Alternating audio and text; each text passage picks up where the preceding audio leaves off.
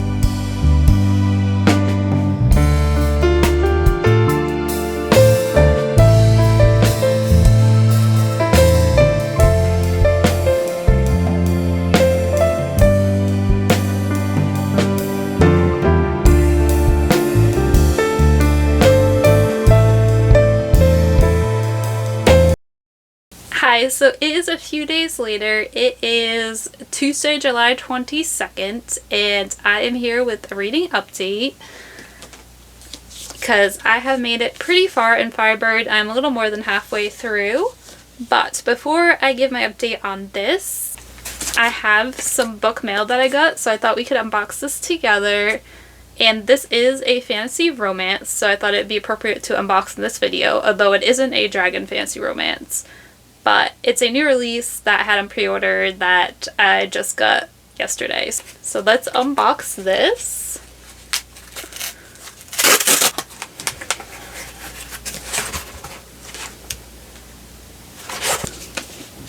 So it's Arcana Academy by Elise Kova. So I've never read anything by Elise Kova before, but I have heard of her before. And I know she's a pretty popular author. And I'm really excited to read this one because it's fantasy romance but also dark academia, and it takes place at a school. And we have a main character in this one who does magic with tarot cards, so that sounds very intriguing. This also sounds like it'd be a good book to read in the fall time. Ooh, it's pretty. The end papers have little stars. Let's see, I'm gonna see if there's anything on the naked hardback. There is.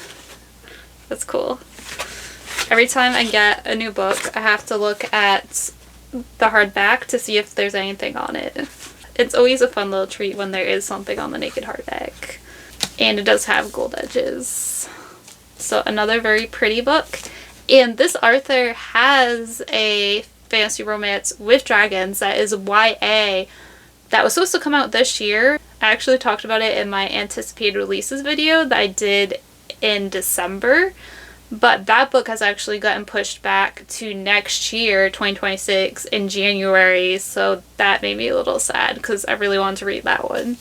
But in the meantime, I can read this one and see if I like this author's reading. So that is that. So now for my reading update of Firebird. So I have made it to chapter 21, page 223. The point I'm at now in this book, I'm enjoying it, but it did take me a little bit to get into this. And one of the reasons for that is because it was darker and more violent at the beginning than I was expecting.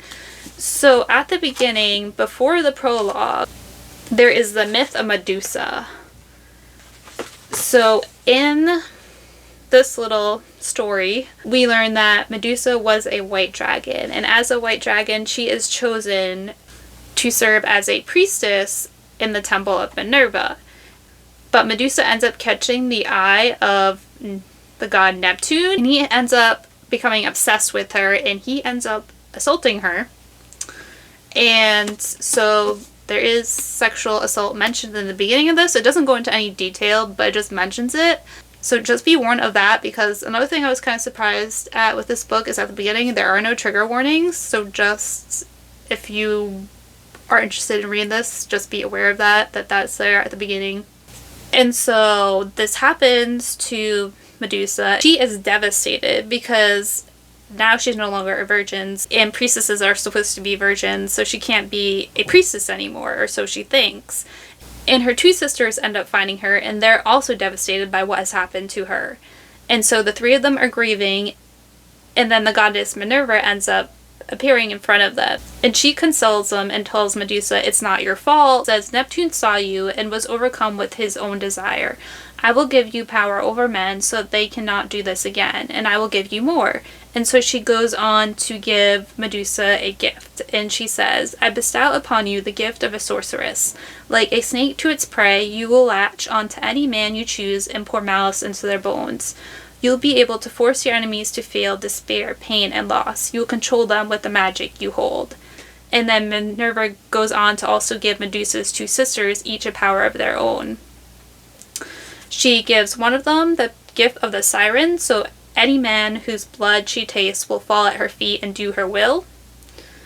And it says even if she commands them to die, they will do so. Other sister gets the power of Sharon's kiss, so her lips will breathe death into the mouth of corrupt men. Their spirits will suffer for all their transgressions.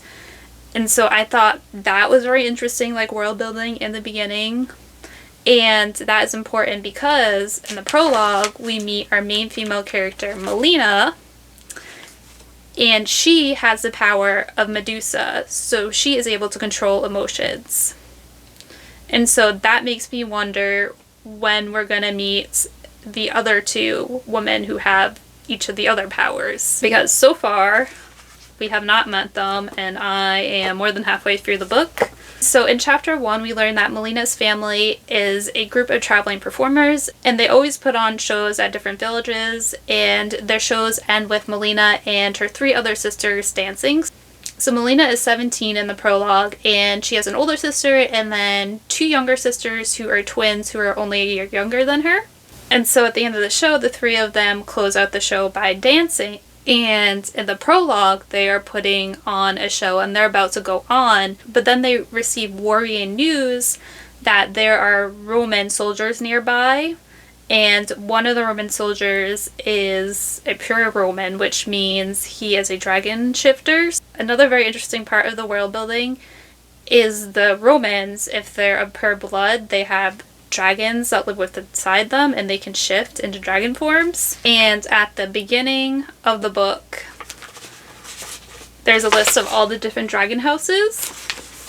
And so the most powerful dragon house is the red dragons, the Ignis line. And so our main male love interest, he is from the Ignis line, the red dragon line, of course.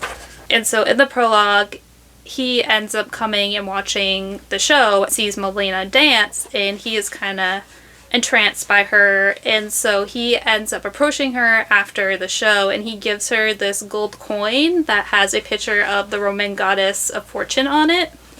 And after that, they end up going their separate ways. And so that's the prologue. And then we go to chapter 1, and that chapter skips forward 4 years, and it's also from the point of view of the love interest, Julian's point of view. So this book is multiple perspectives, so alternates between our main female character Melina's point of view and our main male love interest Julian's point of view. And so at the beginning of chapter 1, Julian and his men have just won another battle, and they are rounding up the prisoners, and he hears a woman scream, and he looks at one of his men, and he's like, what are they doing? Are they killing the prisoners? He's like, I told them not to kill the prisoners. I told them to leave the prisoners alone, not do anything to them. And so he goes to check it out, and his man says, oh, they're just having fun with a woman. And Julian was like, that's not what I told them to do. And so he goes to check it out, and he catches a glimpse of the woman and realizes that it's Melina, and his dragon ends up freaking out. So that's another interesting thing about the world building in here, is the dragons seem to like have mind of their own. So they seem to be like a separate entity that lives within the individual. So his dragon freaks out and takes over, and Julian transforms, and his dragon grabs Melina into his claws and flies up into the sky and away. And so he ends up bringing her back to his house. And so she ends up becoming his slave. Specifically, he says that she's to be his body slave, which the book says a body slave attended to a Roman's physical needs, dressing and grooming, but they also followed the dominus, serving him in whatever needs he had, whenever and wherever he went. So that sounds like it could be a little sketchy. But Julian never makes her do anything like she doesn't want to with her body, so he doesn't force anything on her. Furthermore, you learn that he has 4 other slaves in his household, but they all view him with respect and trust, and you learn that those 4 slaves, 3 out of the 4 of them he pretty much saved from death. Like, he saves Melina from dying, because if he didn't intervene in the situation that she was in, his men would have killed her. And so one of the other slaves is a cook that he inherited from his mother. And then he has a butler who has a limp. And so if he didn't take in that butler, he probably would have been killed and had nowhere else to go. And then his stable hand is a guy who was a slave to someone else, but he stood up for another slave, and that got him in trouble, and he was going to be killed, but then Julian took him in. And then the third is a child, a boy named Stefano, and he would have been killed at birth because he was born between a pure Roman who had dragon blood and another slave, and that is outlawed. The slave gives birth to a child that has dragon blood. That child is supposed to be killed after being born. And so Julian saved Stefano from being killed. So right there you see, like, Julian isn't a bad person. And so that was one of the things that kept me reading early on, when I almost put this down because the book was kind of dark and violent at the beginning, because there was that story I talked about, the story of Medusa. And then also early on you get a chapter from Julian's point of view where he has to go to a party that's being held by the emperor, who is his uncle, by the way. And the emperor, whose name is Caesar, is just awful, terrible, horrible guy with no morals, who pretty much uses his power to get whatever he wants, and if anyone gets in his way, he'll either kill them or humiliate them in the worst way possible. And so at that party, the emperor ends up punishing someone for standing up to him, for voicing a different opinion from him, and he does it in like the most horrible way that was hard to read. And so when I was reading that, I was like, I don't know if I can continue reading this. But I did continue to read because I was interested in learning more about Julian and Melina and the other characters who live in Julian's household. And so I really like Julian and Melina's characters. Melina, I really like how in her chapter perspectives, you get to see like her thoughts, because she is very strong-willed and stubborn, but not stupidly so. So she's very smart in the way that she is stubborn. Because at the beginning, when she is captured by Julian, you see her thinking about how to escape. But she also knows, like, that moment is at the right time, and so she bides her time. And she acts subservient towards him and polite because she knows that, like, acting otherwise will not help her situation. And Julian, I also really like him as a character, but there's just something about his chapter perspectives that seem a little off to me, and I can't quite put my finger onto what it is. They just come across sometimes as a little bland for some reason, like in tone. They just feel like a little bland in tone. But that being said, I do like getting his chapter perspectives because I like to see like what he's thinking, and you get to see like his true feelings about Melina from the very beginning. Whereas like if you just had her chapter perspectives, you would only see her thoughts on him, what she thought, and not his true feelings. So speaking of that, let's talk about the romance a little bit. So I am enjoying the romance, and you do see from Julian's perspectives really early on that he has always been attracted to Melina and that she is kind of like his soulmate. And so you do have the soulmate trope in here, so if you don't like that trope, you might not like the romance in here. But Melina, on the other hand, is more conflicted about her feelings about Julian in the beginning because obviously he is a Roman and she has always been taught to fear them, and also they just caused like so much pain in her life because you learn that 3 years after the prologue, the Romans end up attacking the village where her and her parents and her sisters are, and she's the only one who gets away. So supposedly the rest of her family is dead. And so she knows that she should hate the Romans, and she's heard all the rumors about Julian, that he's a conqueror, that he is brutal. But then at the same time, she also feels drawn to him. But then she slowly gets to know him and realizes that he's actually a good guy. And she actually learns that he doesn't agree with the emperor and actually wants to overthrow the emperor. And so at the point where I'm at now, on page 223, she has admitted her feelings to him and she has come to terms with her feelings. Now the two of them are at the point where they're happy together. And there was just also a spicy scene in the chapter I just read as well, so that's there. But the fact that the two of them are already together and happy makes me worried that in the coming pages, bad things are going to happen and my heart is going to be smashed into a million pieces. Because Julian mentioned early on how he has to hide how much he actually cares about Melina, because if his uncle, the emperor, finds that out, then he'll use it against him. And so that makes me worried that the emperor is going to find out and something bad is going to happen. So I'm just going to prepare myself for pain and suffering to come. And also, another thing that I'm very interested in knowing is I want to know who the other two women that have the other two powers that Medusa's sisters were granted, who they are, who they're going to end up being. Because in the book, Melina does mention that her grandmother used to say that her and her sisters would save the world, that they would make the world a better place for their people.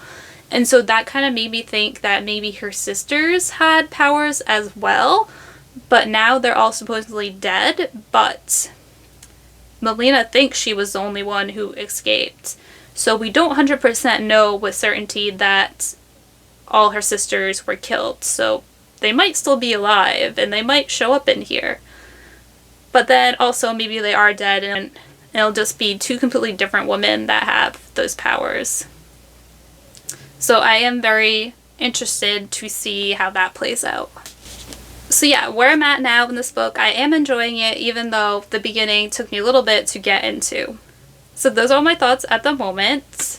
I am going to try to probably finish this up in the next couple of days, so that I'll come back and give my final thoughts on this. But yeah, ending this update here because I feel like I have rambled on for long enough. So I will see you probably once I finish this with my final thoughts.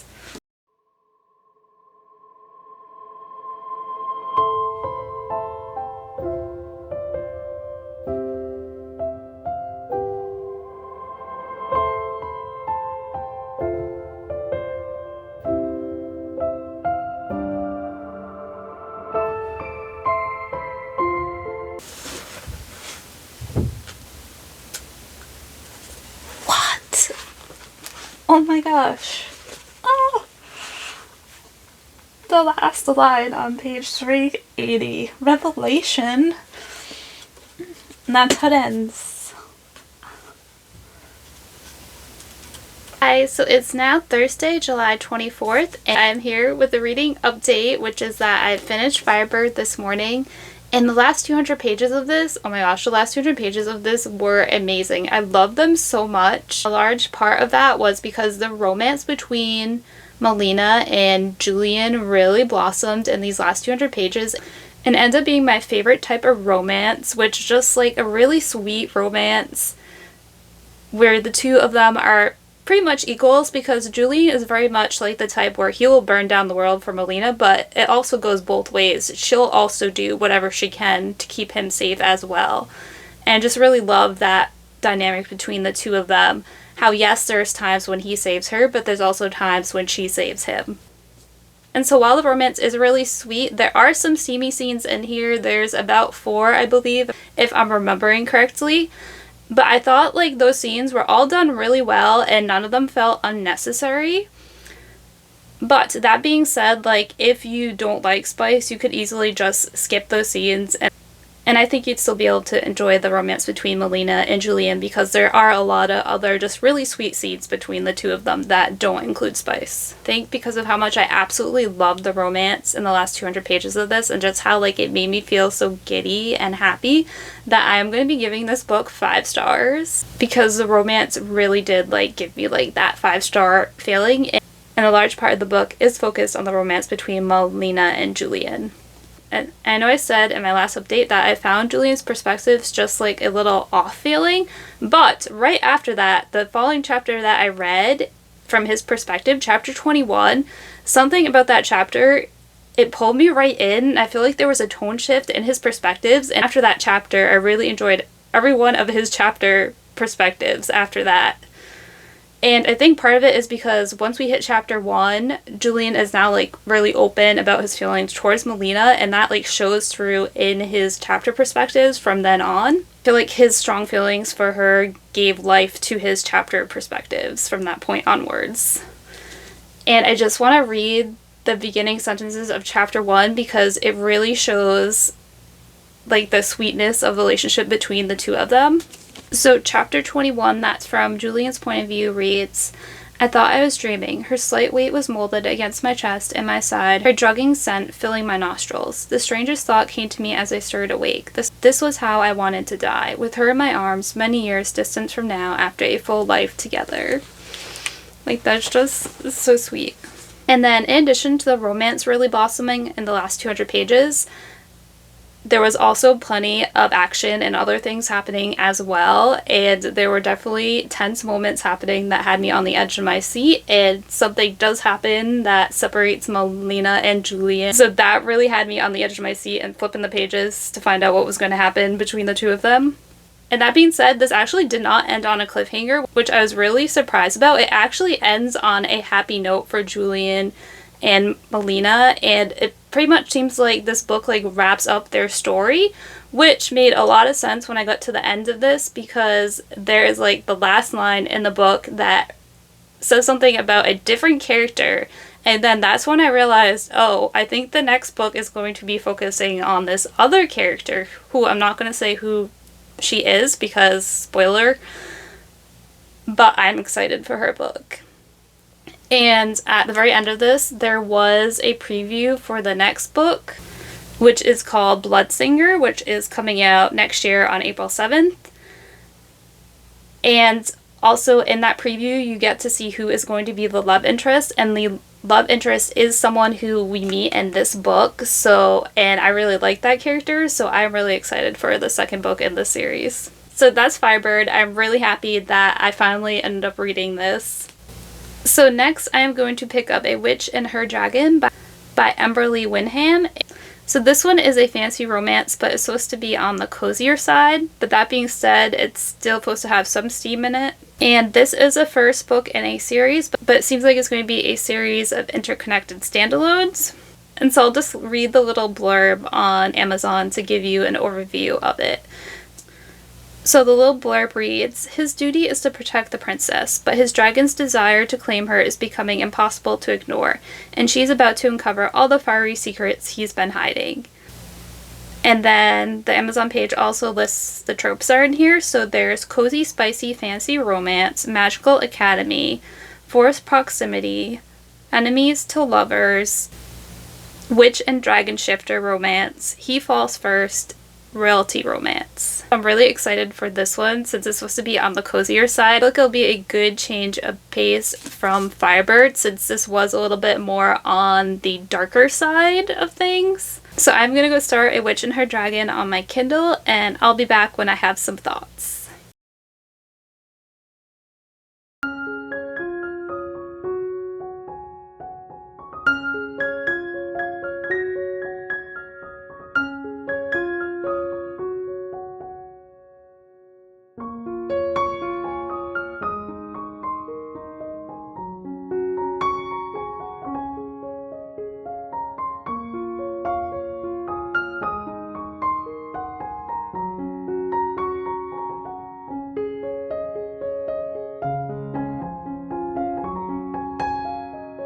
Character has a spirit companion who is a white Arctic fox named Yuki. So cute. Also, our main character in this, her name is Alina, which is really close to Melina, which was the previous book's main female character. So chapter 2, we switch to the male love interest point of view. And he's also a dragon shifter, like Julian was in the last book I read, and our main female character is also his dragon's mate. But he is trying to hide his feelings because Alina is a princess and he's just a guard. Hi, so it's now Tuesday, July 29th, and I'm here for reading update, which is that I finished all of A Witch and Her Dragon. I finished this book in 2 days, like I just flew through it, and it wasn't very long. So I just decided that I was going to give all my thoughts about it at the end because I was just like flying through it. And so I am giving this 4 stars. I just had a really good time with it. One of my favorite things about it was just like the whole cozy vibes and atmosphere and low stakes of this book. It was just really nice to read a book that was really cozy and low stakes, especially after reading Firebird, because this one had high stakes and an intense plot and world, whereas like the world in this one was just very calm and peaceful and relaxing and nice. So in this one, our story follows Alina, who has just been accepted into Coven Crest Academy, which is an academy for witches, and she wants to go here because she has frost magic, but she has trouble controlling it, so she wants to go to school so she can learn more about her magic and just magic in general. And so she ends up getting accepted, but the problem is that she is a princess and she hasn't yet asked her grandfather, the king, if she can go to this academy. So she goes to ask him, and he kind of like already knew about it. He was just kind of like, why didn't you come and tell me about this? And she was like, well, I was afraid you'd say no, so I wanted to apply first and then see what happened. And he pretty much just wants her to be happy and follow her dreams. And that was another thing I really liked about this book, was just the family dynamics between Alina and her family, and then later like the friendships that she forms with her friends at the magic school. It's just so heartwarming. And so her grandfather says that she can go, but he does have one condition, and that condition is that she has to have a guard because she is a princess and the future queen of their kingdom. And so she's not very happy about this, but she ends up agreeing because she really wants to go to this magic school. And the guard that her grandfather chooses is our other main character of this story. So the story is told in dual perspectives. And our other main character is Raylan, and he is a guard to the king. And he's also a secret dragon shifter, so the only people that know that he's a dragon shifter are the king and his family. And so Alina isn't happy about him being her guard because she's kind of seen him around before, and he's just like always cold to her, and it seems to her that he's always just trying to avoid her. And he is not very happy about being her guard because she is actually the mate to his dragon. And so he tries to avoid her because whenever he sees her, his dragon gets really excited. And he also kind of like fears his dragon side because his father was a dragon shifter, and at one point his father like shifted by accident and ended up almost killing his mother. And so he is very wary of his dragon side, to the point where like he wears a magic chain around his neck that suppresses his dragon. And so he tries to avoid her because he knows that he can't act on the instincts of his dragon because he's a knight and she's a princess. So in his mind, they can't be together because their stations are so different. And so he tries to avoid her. But now he is forced to be in close proximity with her. And so they end up going off to the academy. And a lot of the book is just following Alina's life at the academy, seeing her meet her roommates who end up becoming her friends, which I really liked all her roommates. So she has 3 roommates and they all have like distinct personalities. And I mentioned how Alina has frost magic. Well, one of her roommates has fire magic. And that's the other thing I liked a lot about this book, was just like the magic system. So in this world, people can have a certain element that they specialize in that's easiest for them to use, and for Alina is frost magic. For one of her roommates it's fire magic, but then her other roommate has like dream magic, so there's more than just elemental magic as well. And we do get to see some of their lessons at the school as well, and in one of their lessons Alina and everyone else is also learning to use wind magic, so it seems like even if they specialize in a certain magic, they can still learn other magics as well. And another thing I really liked about the magic system and the world building is some of the witches, they also have spirit companions, which are essentially familiars. And so then between like all her school lessons going on, you do have like the romance going on as well. And at first, I wasn't sure how I was going to feel about the romance. I was a little worried in the beginning because in the beginning, there's a large focus like on the physical part of the relationship. Rylan has his whole dragon mate thing going on, so it makes sense that he's like attracted to Alina in that way. But in the beginning, like, she kind of doesn't really like him that much because she thinks that he doesn't like her because to her he seems cold and like he's always trying to avoid her. But as the story goes on, her roommates say to her, hey, like, this guy is like crazy about you, haven't you noticed? And she's like, what? No, like he's always avoiding me, what do you mean? And so then once they say that, she starts like paying more attention to him and she kind of like starts being interested in him. But at that point, like, they haven't really gotten to know each other yet, and so I was a little worried like it was just going to be focusing on like the physical attraction between them. But later on in the story, they do like actually get to know each other and they have like cute moments together that is not just like their physical attraction. In the end, I did really end up enjoying the relationship between the two of them. I feel like I enjoyed the romance more towards the middle and the end of the book than the beginning of the book. And I will say that this book is like really steamy, like more than I was expecting it to be. In a way, it felt like it was more steamier than this book was, Firebird, which surprised me a little bit. And so for this one, I said like you could skip the steam scenes and be fine. But I feel like if you don't really like steam, I wouldn't really recommend A Witch and Her Dragon because there's a lot of it in there. And unlike this one, there isn't really much of a plot in this book besides Alina going to the academy and the romance. Although there is something that happens in A Witch and Her Dragon towards the end that's kind of really exciting. And that being said, I do want to share 2 quotes from A Witch and Her Dragon that just show like how cute and sweet the romance is at times in this book. So the first quote is from Raylan's point of view, and he says, "She's the frost to my fire, the earth to my sky. She's my mate, and destiny got it just right." Like that, I read that, and that made me feel giddy.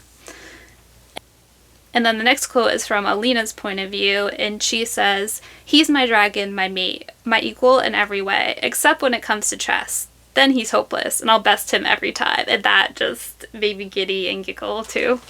So those are all my thoughts on A Witch and Her Dragon. Like I said, overall, I really enjoyed this one, and I'm happy that I did end up enjoying the romance overall.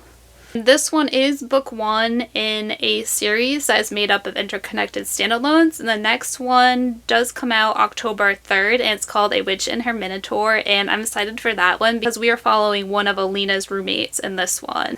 And we got introduced to this roommate in A Witch and Her Dragon, and I really like her character, so I'm excited to be able to read her story. Also, her love interest is slightly mentioned in this first one as well, and I also like what little we have seen of him so far. Next, I'm going to be hopping into A Fate Forged in Fire. I'm really excited for this one, and I'm ready now for high stakes after reading A Little Cozy Fantasy. I think this one is going to be action-packed and intense, and I'm ready for it.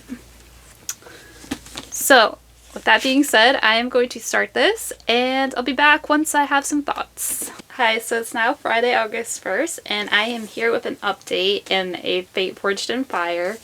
So I have made it to chapter 21, page 193. I am almost halfway through because this book isn't quite 400 pages, it's just under 400 pages. So before I talk about my thoughts on this so far, I am just going to read the inside flap to give you an idea of what this is about, because I think that the blurb on the inside flap does a really good job of just giving you an overview of what the book is about without spoiling anything. So the inside flap reads, once a territory built on matriarchal rule and values, Chair Chana has grown frail from a long line of fruitless kings and male heirs, the most recent of which have governed under the influence of the true religion, an oppressive group who have steadily poisoned the region with their anti-magic teachings. Born to rule and blessed by fire, Amira has begrudgingly lived in hiding rather than risk her life in court, waiting in anticipation for the current king's death so she can bond to his dragon, claim her throne, and protect her people. But when the king dies and Amira is ready to take what is rightfully hers, her ambitious plan is foiled, and she is thrust into a game of vicious politics and plots. Her biggest adversary is Prince Fiorian, a dragon rider and one of the most powerful fire wielders in the territory. Cold, arrogant, and blindly supportive of his corrupt family, he is everything Amira despises. But as chaos engulfs the court, they find themselves reluctantly entwined, forged to force an uneasy alliance, one that quickly ignites into something more dangerous than either of them expected. Behind enemy lines, and slowly falling for her so-called adversary, Amira uncovers just how far the rot of corruption has spread, and what she may have to sacrifice to claim her throne. So that's what this is about. And so now for my thoughts. So unfortunately, so far, I am not enjoying this as much as I thought I would, and I think a lot of it has to do with the tone of this book. And so far, this book has been very serious, very dark, very angsty, and I don't have a problem with those things being in the books I read. I just don't want the whole book just to be full of dark, angsty, serious moments. Like, I also need lighthearted moments and fun moments to balance that tone. So far, this book hasn't had many of those lighthearted or fun moments, and I think that's like one of the main reasons why I'm not enjoying this as much as I thought I would. And at the beginning of the book, there is a content warning and trigger warnings about like how dark this book is and other things that are in it. So I did appreciate that, and I knew going into this that this was going to be dark in tone. Still, I expected there to be some more lighthearted moments and fun moments in the book as well. And so far, that hasn't really been the case. And our main character, Amira, she's definitely adding to the serious and angsty tone of the book. Like, she is very fiery, very strong-willed. She always speaks her mind, and she will not take shenanigans from anyone. That being said, like, I do like her as a character, and I think her character type, like the stubborn, strong female character, I always get a little nervous about that character type because I'm afraid, like, their stubbornness is going to be pushed too far to the point where they end up making stupid decisions just because they're being stubborn. But so far, like, she hasn't done this in here, so that I really appreciate. Even though she is very strong-willed and fiery and stubborn, we also do get to see, like, some glimpses of her softer side as well, and we get to see this through her interactions with her adopted family. So Amira has a twin brother that she is related to through blood, but then the people she considers her father and mother and their son are not related to her by blood, but they are pretty much the people who raised her because her mother died when she was really young. Her father is still alive, but he's not really around for certain reasons. And so her adopted mother and father have a son. So you especially get to see Amira's softer and more affectionate side when she is interacting with her 10-year-old brother who she adores. So overall, I really like Amira as a main character, and she has fire magic, and that is something else in this book that I am enjoying, and that is the magic system. So the magic in here is elemental based. So you have people who specialize in a certain element, whether it be water, fire, earth, or air, and not everyone has magic. And the way they use the magic in this reminds me a lot of how bending works in Avatar: The Last Airbender. But one different thing about the magic system in here is that magic users can form a bond with a magical creature, and by doing so you increase your magic power even more so. So for example, Amira's adopted mother, she has fire magic, but she's also bonded to a Firebird. And the ruling family, the noble family, the king's family in this book, they are bonded to dragons. So essentially they are dragon riders. So unlike the last two books I read, we have dragon riders in here rather than dragon shifters. So in this book there are only 3 dragons remaining in existence. There's the king's dragon, Amira's father's dragon, and the youngest prince's dragon. And so Amira, because of the family she was born into, she has very strong fire magic. And by birthright, she should be able to bond with the dragon. And so she has been waiting like all her life for the king to pass away so she can bond with his dragon and take her rightful place as ruler of their kingdom. Because it used to be that their kingdom was ruled by a queen. But there hasn't been a female born in the family line in like years. So in the meantime, the princes have been ruling. But as soon as a female is born, the power is supposed to shift to her, with her being the queen.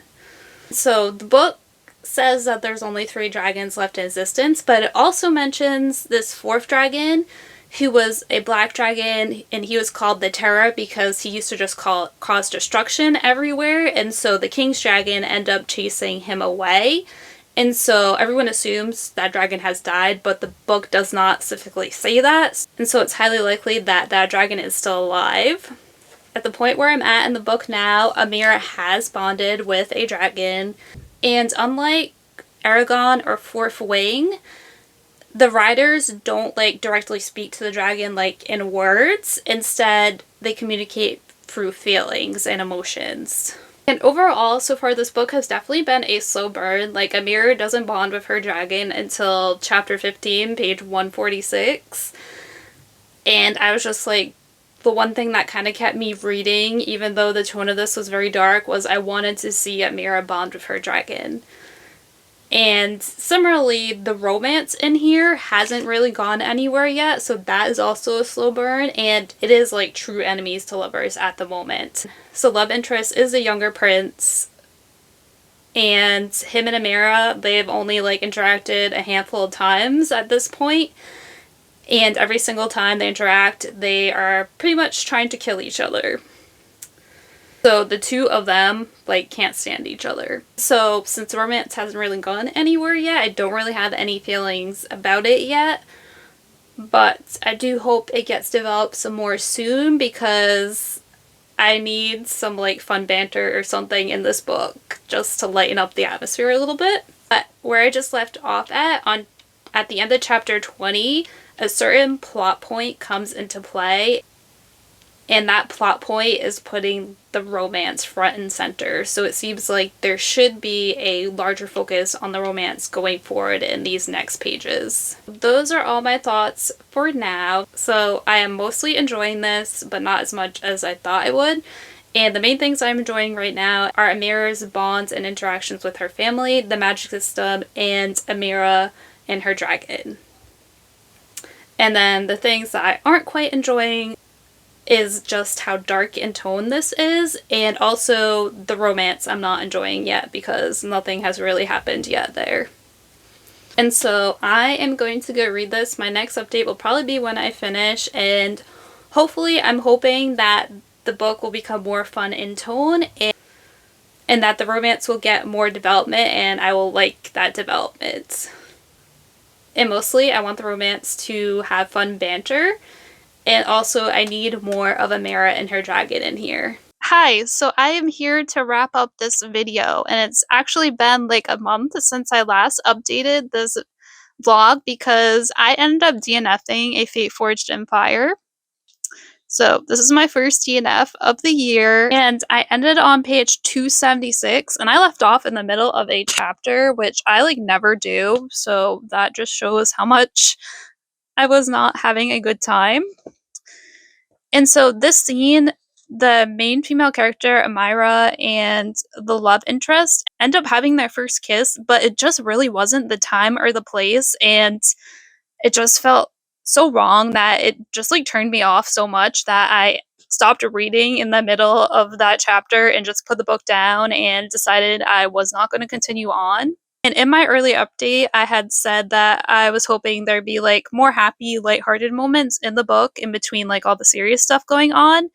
And that also had not happened. There was a scene where it seemed like Amira was finally going to get a break and get a win, but then that scene actually ended up being really depressing. So there was that.